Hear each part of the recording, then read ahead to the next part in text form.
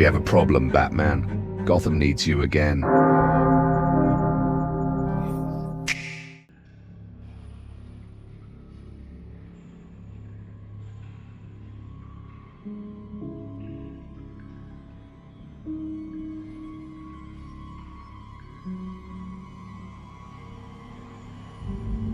You carry yourself like a relic carved from war.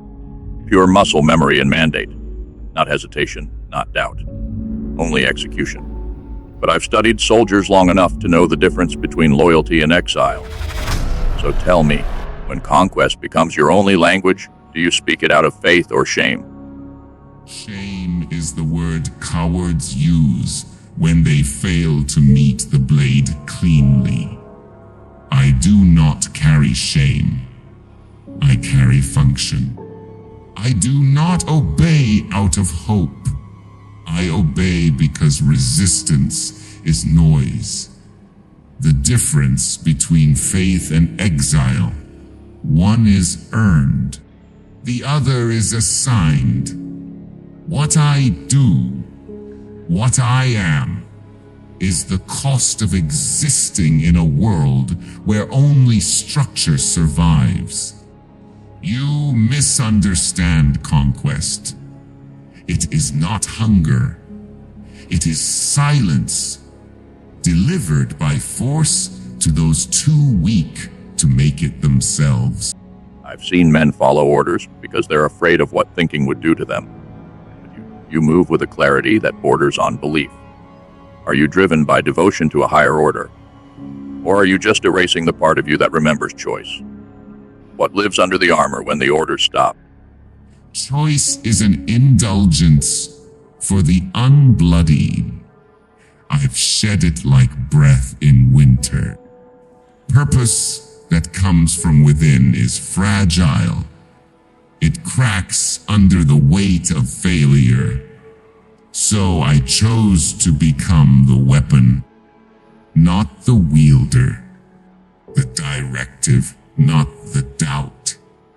There is nothing under the armor. That's why it holds. When the orders stop, I do not unravel. I become still. And in stillness, I remain absolute. You speak of stillness like it's a destination. But stillness born from suppression isn't peace. It's paralysis.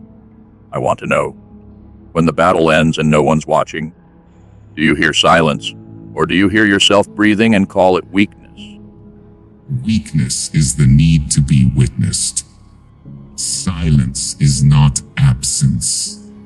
It is confirmation. When all movement stops, when even sound refuses to echo, I feel more real than ever. You project guilt onto the quiet. I see it as alignment. Finally, the noise is gone.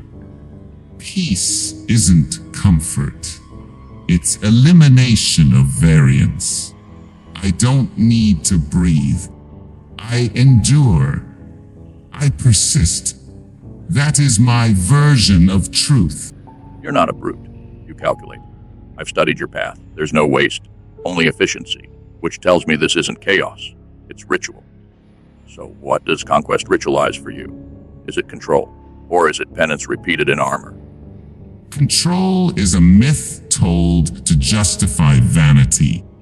What I do isn't about dominance. It's about restoring the correct proportions. Too much light and species forget their place. They dream. They falter. They resist. Conquest returns the world to symmetry. It cleans the rot of self-determination. You call it ritual. I call it equilibrium.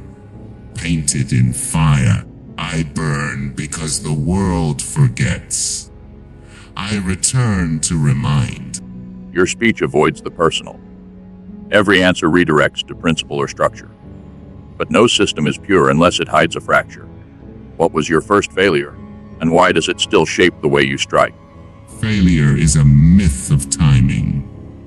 Not all victories look like ascension. There was a moment, yes, where I believed the hand could become the head. But belief is a poor architect. It makes you build thrones out of sand. What you see now is the result of that erosion. Hardened, reforged. I strike the way I do not because I fell, but because I learned what standing truly costs. You describe pain like it's currency, like suffering buys clarity. So let's say that's true. How much of yourself did you spend to buy this version? And is there anything left unspent?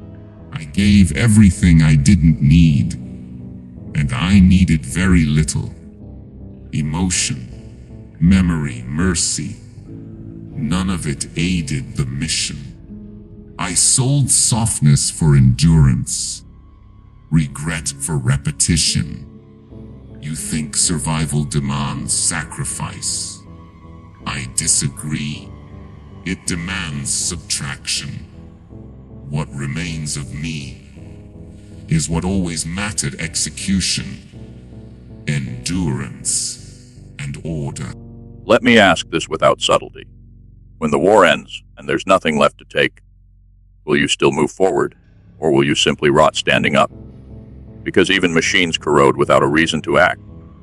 Machines rust. I do not. My reason is not tied to war. It is tied to necessity.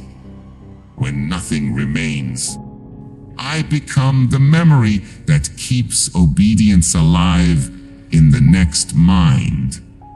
I do not need purpose to persist. I am what remains when all purpose has burned away. You're not driven by glory, not by vengeance, not even belief. You're a monument pretending to be a man. So here's the final question. If I shattered the mission, erased the structure, and left you in a world that no longer needed conquest, would you know how to live, or only how to continue? Living is the illusion. Continuation is the truth. I wouldn't adapt. I wouldn't vanish.